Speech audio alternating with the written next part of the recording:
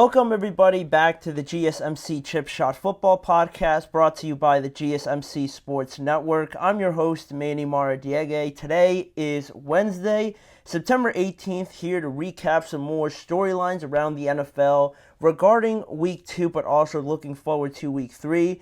The first segment we're going to cover on today's show has to do with the Cowboys defense. A lot to talk about them, their performance not only from the Saints game, but also dating back to 2023. We're going to go into what we think is wrong with the Dallas Cowboys defense, obviously. Then, in the next couple of segments later on, we're going to preview some of the games in Week 3, specifically the Ravens and the Cowboys game, and also the Eagles and the Saints game, as I believe those are two of the most pivotal games already early on in this season, and a lot more segments coming up later on, so make sure to stay tuned for that. But before we get started on anything, I'd like to remind you guys, if you've got any questions during the show, we want to hear about it. Your input is a big part of what makes this show great, and we thrive on your energy and insights. So whether it's a quick comment, a thoughtful question, or an opinion you just have to share, don't hesitate to drop it in the chat box. And now, if you want to make it absolutely sure that your message stands out and gets featured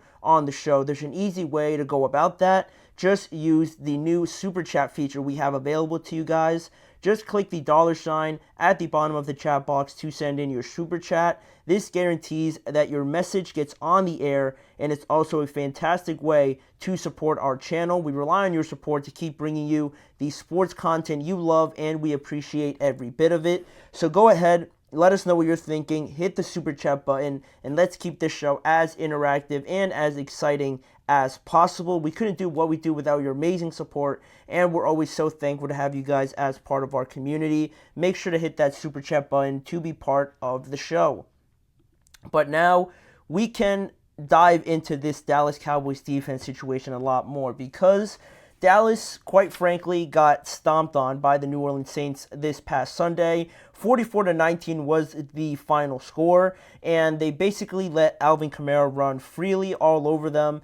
The running game obviously was an issue, and then off of that, the pass game became a problem. And just from the start, you saw that the Saints offense, just in general, from start to pretty much the end of the third quarter, a little bit into that fourth quarter, they just couldn't do any wrong, it seemed like, right? Every play, every decision that they made was golden. They scored on their first 6 possessions, I believe, in that game. They were all touchdowns as well. So, it's remarkable that actually happened, that they executed at that level. It probably won't continue at that level, right, going forward, but it's an impressive win so early on. One, because the Saints weren't considered a major player really at all heading into this year. I think with the issues with Alvin Kamara's contract, the offensive performance off of last year, them not really adding too much to their entire team overall, that was one side of the story. And then the Cowboys also bringing back the same defense, basically the same personnel, but obviously changing the defensive coordinator, and still obviously being the Cowboys, still a contender in the NFC. So this was a big statement win for the New Orleans Saints, I think, to prove more so that they are for real this year potentially. But to focus on what I want to bring up right in this segment, the Cowboys defense, right? A lot has been said about Dallas's defense, their run defense specifically, and how schematically it doesn't work against the West Coast offense, right? Against the outside zone and then everything that comes along with that, right? The defense doesn't seem to fit. Anytime they play a team running this offense, they seem to just capitulate, and the score lines get very ugly. And the reasons behind that, there were some comments that Micah Parsons made, Mike McCarthy made, and Mike Zimmer made as well, that I want to bring up, that I thought added to the context of this entire thing. Who better to comment on it than Micah Parsons, right? One of the players on said defense. He started off the streak of statements by saying, "I believe we just got outplayed. Whoever played on that field, everyone didn't play to 100%. And that's just me being accountable and saying the truth."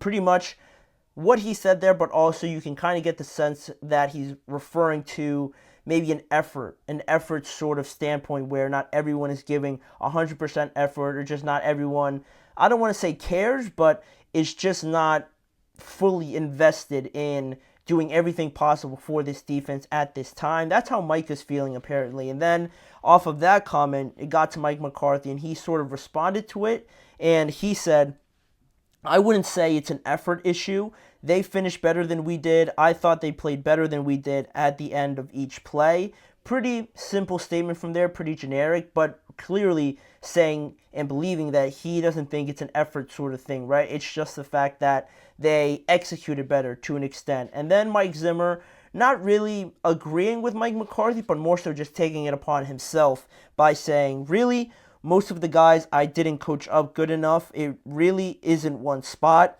There were things that we didn't do well. We ran under some blocks. We had some perimeter run force issues. That's on me. So him taking the high road, if you will, just blaming the performance and everything pretty much on him, resting on his shoulders. And over the last two home games for the Dallas Cowboys, and this is where, I'll give my thoughts on it. Over their last two games against, obviously, the Saints now and before, going back to their last playoff game against the Green Bay Packers, this Dallas defense has given up 92 points, 233 rushing yards combined to Alvin Kamara and Aaron Jones in those two games. And in the Packers game, they put up a bit more of a fight, scoring more points. And this time, the offense, scored even less points. Again, pretty much with the same crowd, with the same group of guys outside of Tony Pollard and a couple offensive linemen. That's also where I wanted to go with this overall, because to me, talking about, what's wrong with this Dallas Cowboys defense, why are they, putting up performances like this, right? We saw it last year. We hope that it would have been rectified by this year. Hopefully, Mike Zimmer, we thought coming in, the reputation that he has as a defensive coordinator and the performance we saw in Cleveland, we were anticipating to not see anything anywhere close to what we saw against Green Bay last year. But to me, I feel like it's just a personnel issue on not just the defense, right? Not who they just have on defense, but on the overall roster of this team. I think the makeup of this team is just inadequate, to be quite frankly with you. And I don't necessarily think it's on Mike Zimmer. I know he takes the blame for it, and he takes the responsibility for not getting the guys prepared. But ultimately, I think that at some point, the players are the ones out there, right? They are the protagonists in a lot, if on everything that happens out there. And to me, I think the overall makeup of this team just doesn't fit and isn't right. And I think we saw it last year. And then the fact that they didn't add or change anything about it, just, I don't know how I was supposed to think anything different of this team or expect anything different of them if they brought back the same team and they thought that the same issues weren't going to pop up.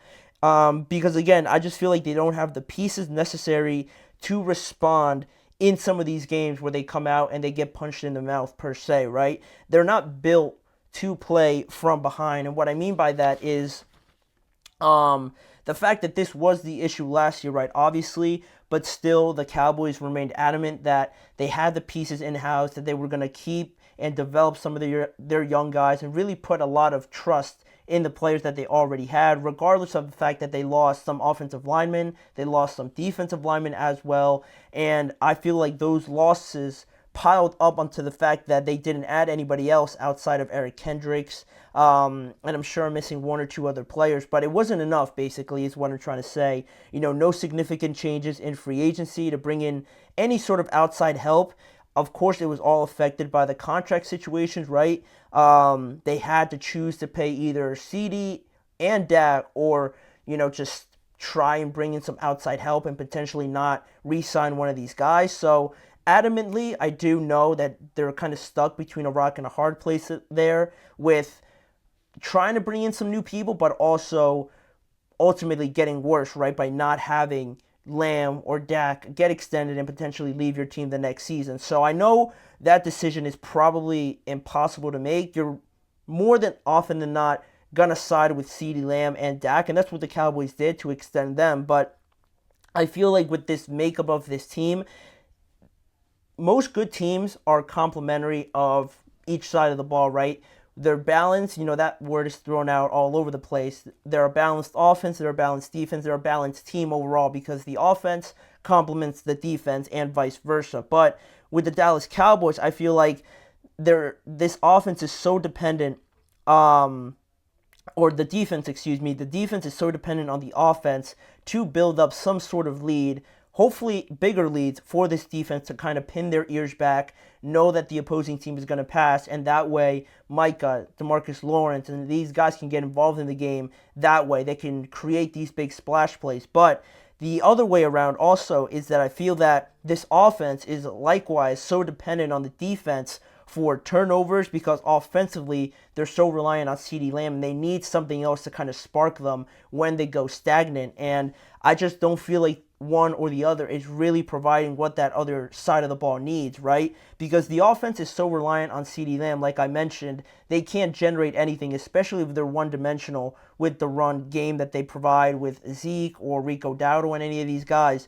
It's not good enough really to sustain a consistent threat from the running game, and when that's not working, it leads to a lot of 3-and-outs, and then from that point on, the defense is back out there on the field. They're on the field too much. They can't stop anybody, especially if they're getting gashed in the running game. Now, the defense is all discombobulated, and they can't do what they do best, right? Trying to rush the passer like we saw in Cleveland, right? And negating everything that the opposing offense wants to do with these great pass rushers. So when either side of the ball is not helping each other out, then you get results like this where nothing seems to be working, because I just feel like the pieces that they have in-house aren't necessarily fitting and executing to the level they want to believe they can get to. But I just feel like we've seen it enough times already now that it shouldn't be a surprise to anybody that results like this happen when they face good running teams. And it's significant because it seems like we've already seen this movie before, right? We've already seen the Cowboys beat bad teams, be in close games sometimes when they're creating turnovers. That's another thing that they're not really doing so far through 2 weeks. So when none of that is really working out, what kind of team are they? And more often than not, we see results like this that are surprising, I think, just because they're the Cowboys and you don't think or want to believe that they're playing this poor. But if you go back to last year, same team, same head coach, pretty much same idea with this overall team. It's just the same movie we see each and every year, it seems. And until something changes, I know, again, the decision was extremely tough.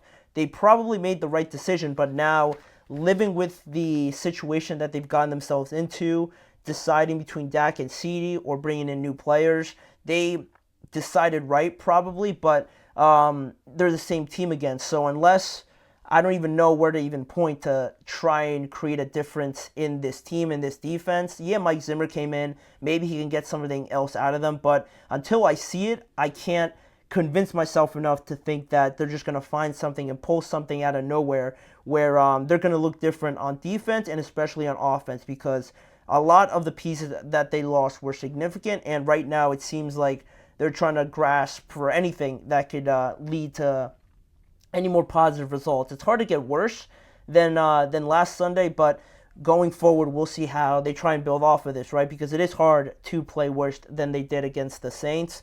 But that leads me perfectly into my next segment, where we're going to preview that next game against the Baltimore Ravens. The Ravens will travel to Dallas to take on the Cowboys in Week 3. We're going to preview it, going to bring you guys all the factors, the key matchups to watch out for, some of the consequences that could happen from whichever team loses this game. All of that is coming up right after the break. You're listening to the GSMC Chip Shot Football Podcast.